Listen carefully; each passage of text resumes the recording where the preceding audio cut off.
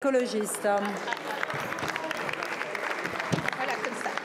Oui, Madame la Présidente, Monsieur le Premier ministre, notre pays fait face à des défis colossaux, crise climatique, effondrement du vivant, explosion de la précarité et des inégalités, des urgences vitales que notre groupe porte sans relâche dans cet hémicycle. Et pourtant, au regard du choix des textes mis à l'ordre du jour à l'Assemblée nationale, de leur empilement, des changements d'agenda, se pose clairement la question du sens des priorités de votre gouvernement.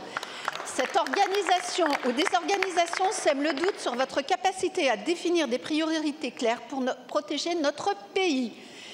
Car que voit-on? Un projet de loi simplification écrit à la hache, sans vision, qui obstrue le calendrier parlementaire au nom d'une prétendue efficacité administrative.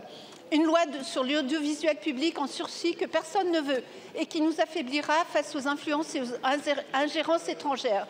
Une loi du plomb dangereuse à l'heure où explosent les cancers et les maladies liées aux pesticides.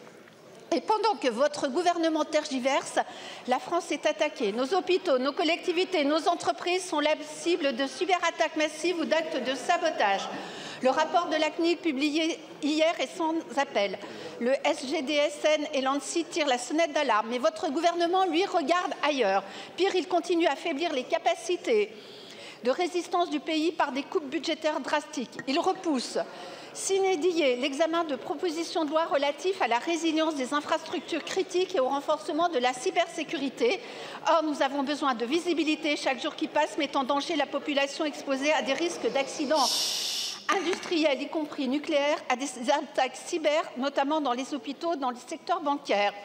Alors, sécuriser nos activités d'importance vitale, c'est indispensable. Faut-il attendre un blackout, une paralysie d'un service public essentiel pour réagir?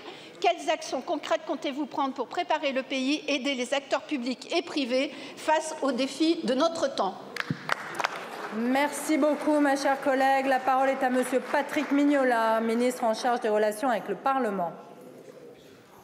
Merci, Madame la Présidente.